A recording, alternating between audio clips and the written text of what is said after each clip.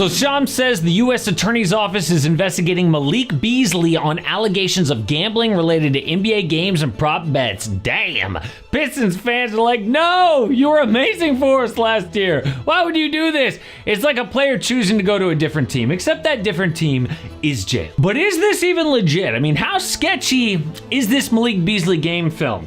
You better believe that we know at least one game Bees is being investigated for, and we have some spicy clips. But to be fair, Malik's lawyer says an investigation is not a charge. Malik is afforded the same right of the presumption of innocence as anyone else under the U.S. Constitution, and he's right. We don't know if Beasley did this, but people jumped on him quick. Why? Well, let's just say old Malik ain't exactly a Boy Scout. In 2020, for example, on the T-Wolves, he pled guilty to something called threats of violence and was sentenced to 4 months in jail. So what is threats of violence? Well, he pointed a gun at a car outside his house. Then when cops came, they found narcotics in his home with guns, including stolen guns. Sounds like a solid dude. So of course he did this, but hold up. Let's actually check the tape. Now, Malik has been on 5 teams in 4 years, which maybe speaks to his locker room presence, but in Minnesota, he signed a 4-year, $60 million contract. Why would a guy with that kind of money need to gamble?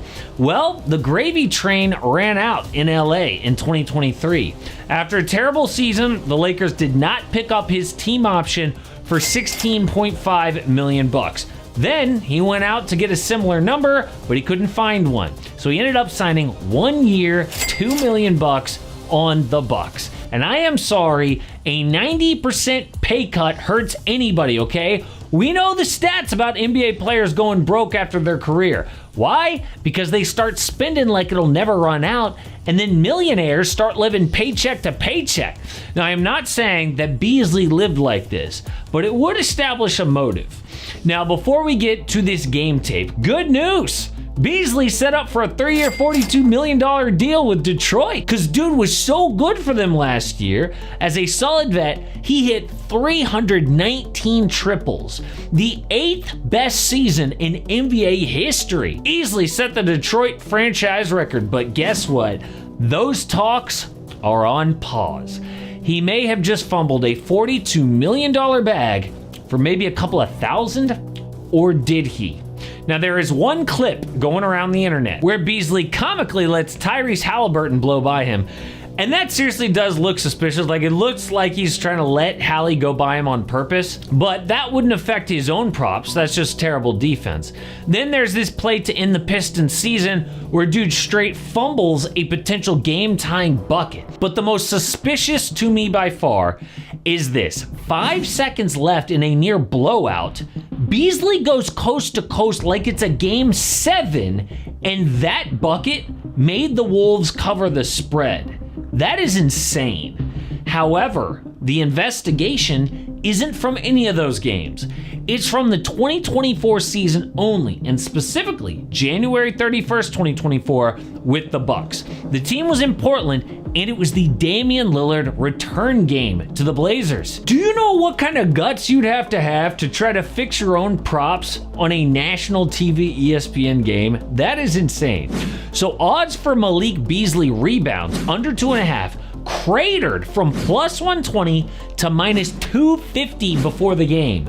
That's like going from, he probably won't hit the under, to he is definitely hitting the under. Somebody knew something. One sportsbook was forced to move those odds because such big bets came in on Malik Beasley unders. Weird, but here's the thing. Those bets lost. Beasley ended up with 6 rebounds. It wasn't even close, and look at these rebounds. The man is fighting hard to grab them. I mean, I could see maybe if 6 rebounds just fell into his lap, but that is effort. So you look through all of his box scores that year, and he didn't have any mysterious early exit games like Jonte Porter did to cash his props. So what is going on? Honestly, unless authorities can give us more to go on, I just don't see a reason that this dude is guilty. And I'm not saying he's like a great dude. I mean, I don't even know him. But this is a huge allegation, one that gets you kicked out of the NBA for life. They need to give us something. I mean, the Jonte Porter games were obvious. And remember what Shams announced was, a sports book said things look shady, So they told the FBI, and the FBI is investigating. That's it. But just because things look shady doesn't mean they are. For example, remember how Terry Rozier was being investigated? Remember that?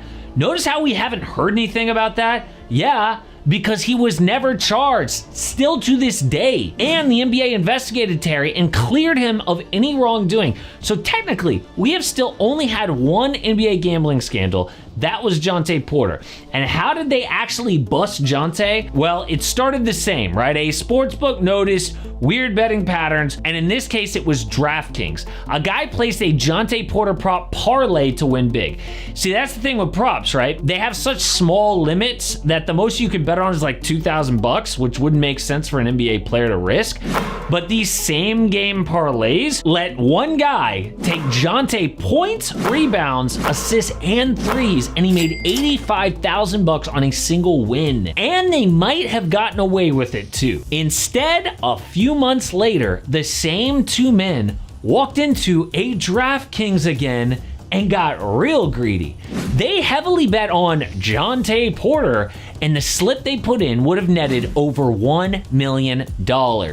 What were they thinking? First of all, you already got away stealing $85,000 from these people. Jonte Porter props is suspicious enough, but then you go and do it again? So DraftKings did not pay them out, reported to the FBI, who investigated. They got the men's cell phones, and in a Telegram chat, they found Jonte Porter. Hit unders for the big numbers. I told co-conspirator 2, no blocks, no steals. I'm gonna play the first 2-3 minute stint off the bench. When I get subbed out, I'll tell my eye's killing me again. They caught Jonte red-handed. And sure enough, he told the Raptors his eye was hurting and he subbed out, props cashed. So not only did the sportsbook notice weird betting activity, sent it to the FBI, but the FBI caught the bettors and then had electronic evidence that the NBA player was in on it. And it turns out Jonte was in deep debt to these shady bookies and he was trying to pay them back with these tips. Now you would think if that was the case for Terry Rozier or Malik Beasley, we would find out, but so far, nothing.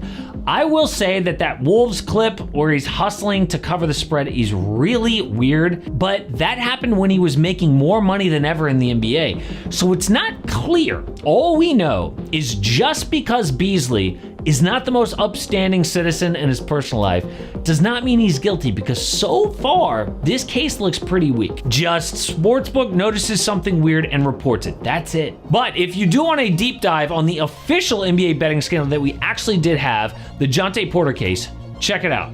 The Beasley game film, not that bad. Porter's game film, a smoking gun that he was fixing NBA games and that was banned from the game for life.